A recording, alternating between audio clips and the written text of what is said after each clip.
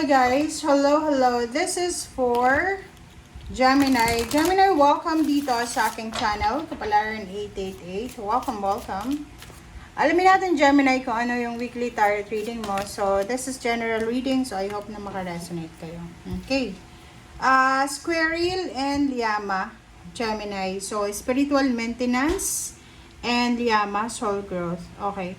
So, sa linggong ito Gemini, sinasabi ng baraha sa atin na napaka-importante yung faith natin, okay? Yung faith natin sa sarili natin, faith sa Panginoon, faith sa ginagawa natin. And if ever lang na medyo nakakaramdam ka ng disappointments or pwedeng nakakaramdam ka ng bagal, 'di ba? Parang feeling mo mabagal yung takbo eh. Like pakiramdam mo ang bagal ng takbo ng or pag-usad ng buhay mo, ng soul growth mo or any progress. Parang feeling mo wala kang control sa sitwasyon.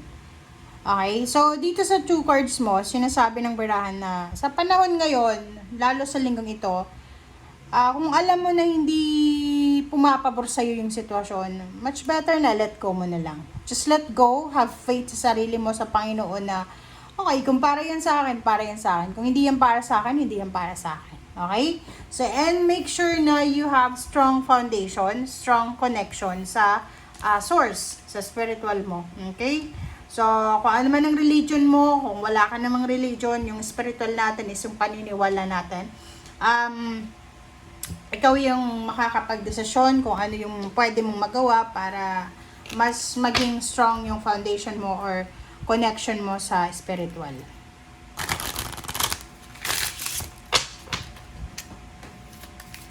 Oops, sorry. Okay. Number 47, Gemini, 47, 4, 7, 8, 9, 10, 11. So, this is manifestation. King of Spades. Sinasabi ng baraha sa'yo dito na if you are single, babae ka man or lalaki, possible ka na magkaroon ng thoughts or idea na magpakasal. Or if you're single, may posibilidad na magkagusto sa'yo ngayong linggong ito. Or pwedeng makaramdam ka ng parang stability sa relationship. Kung ikaw naman ay babae or lalaki, isang unexpected na pregnancy, parang ganun, ang pwedeng dumating or mangyari.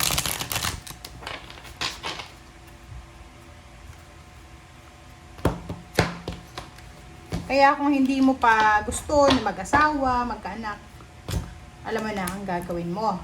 Okay? Wow!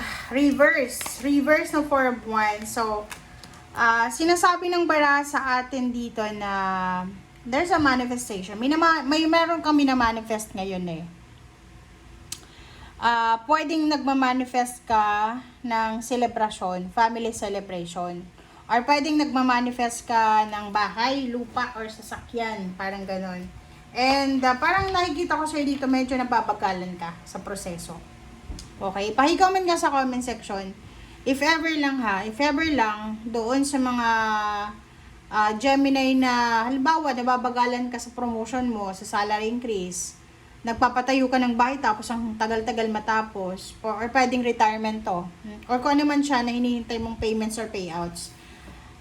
Sinasabi ng baraha sa'yo dito na, or maybe yung iba na hindi mabuntes, nababagalan kayo na magkaroon ng stability sa pamilya kasi di ba importante yung anak. Kahit may trabaho ka, o hindi ka naman nagkakaroon ng anak, parang kulang siya. Or marami kang anak, wala kang trabaho, kulang pa rin. Okay?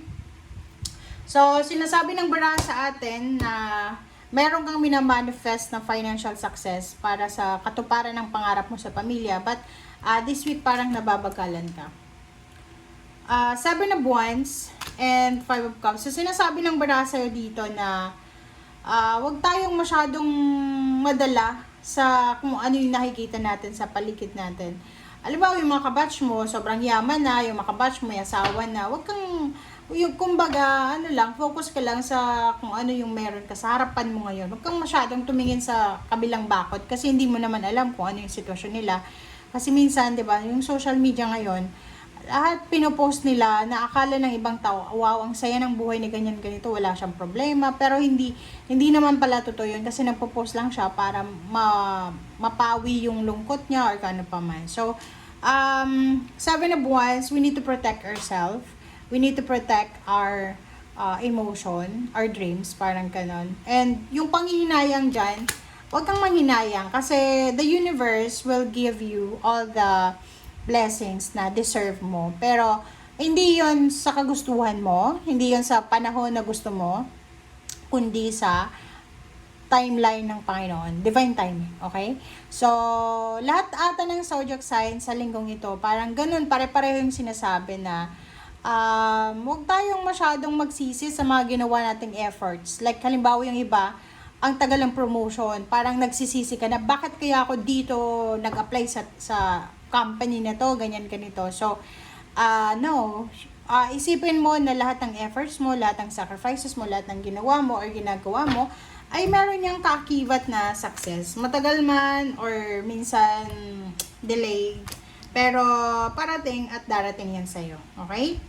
5 of Swords, nakikita ko sa'yo dito na may gusto kang balikan siguro or may gustong makipagbalikan sa'yo. Okay? But nakikita ko sa'yo dito na meron dito na Gemini, okay? Pwedeng nagtatrabaho ka sa barko, seaman, OFW. And nakikita ko sa'yo dito, pwedeng yung trabahong ginagawa mo is yung paulit-ulit lang. Diba? Diba kung OFW ka, diba? Everyday, ganun.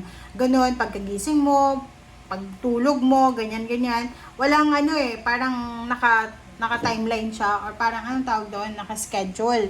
So, sa'yo, nakikita ko sa'yo dito na medyo conflicting yung thoughts and emotion mo. Pwedeng homesickness yan, hormonal imbalances, or pwedeng kung ano man yan na nararamdaman mo ngayon. Parang ang feeling ko, especially yung nag-OFW dyan, meron kayong nararamdaman dyan na panghihinayang. Kasi nakikita nyo sa social media, yung kamag-anak nyo, every time na may okasyon sa Pilipinas, present sila. Kahit walang pera, masaya. Ikaw nasa ibang bansa, ang dami mong pera, pero hindi ka makauwi sa panahon na gusto mong umuwi. So, dito sa barahang to, The Empress, sinasabi ng barahan na gusto mo ng pagbabago Diba? Pagod na pagod ka na, 9 of Wands. Napapagod ka na sa paulit-ulit na route na ginagawa mo. Pagod na pagod ka na sa parang pag-chase, diba? Yung parang paghahabol sa empowerment or sa freedom. O parang yung realization mo sa linggong ito is may mga tao sa paligid mo na nakikita mo na masaya sila kahit wala sila. Pero ikaw na meron ka na, maybe mataas yung posisyon mo sa trabaho, marami kang pera sa bangko, pero hindi ka masaya and you're still chasing your dreams, di ba? Parang yung kine-question mo yung sarili mo na, ano kayong hinahanap ko? Di ba? Parang ganun. So, yun. Sabi sa'yo ng baraha dito na just calm yourself, di ba? Kalmahin mo lang yung sarili mo.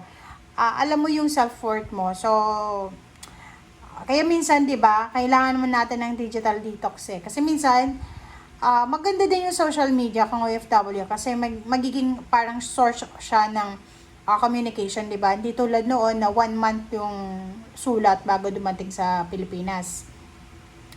Maganda. Maganda ngayon kasi parang ang tawag doon, yung communication mas easy, mas parang accessible sa ngayon. Pero minsan, yung social media din, lalo kung nasa ibang bansa ka, hindi ka makakapag-focus okay?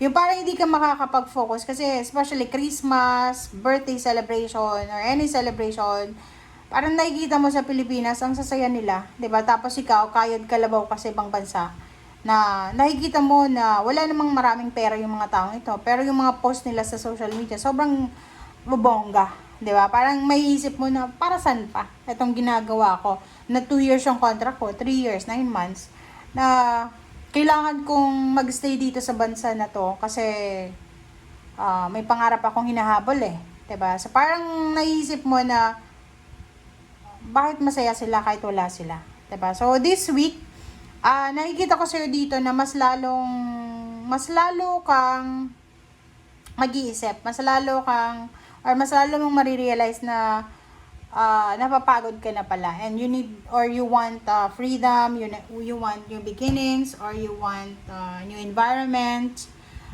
new source of happiness, parang gano'n. Or parang yung iba, hindi na excited sa pagpasok sa trabaho, or hindi na sila excited sa lugar kung nasaan sila. So, please comment down below if you resonated. If ganyan guys yung pakiramdam nyo, just pray, 'di ba? Mag-pray lang tayo kasi minsan, temptation lang yan. Kung nasa ibang bansa ka, isipin mo, ano ba yung rason kung ba't nandyan ka, 'di ba? Para matupad yung pangarap mo, maibigay sa pamilya mo yung magandang buhay. So, kung every time nakakakita ka or every time na homesick ka, nagiging negative ka, parang temptation yun. So, you need to pray. You need to have a strong connection. You need to have strong foundation sa spiritual, sa Panginoon, and sa paniniwala mo. Okay? Thank you guys. Bye!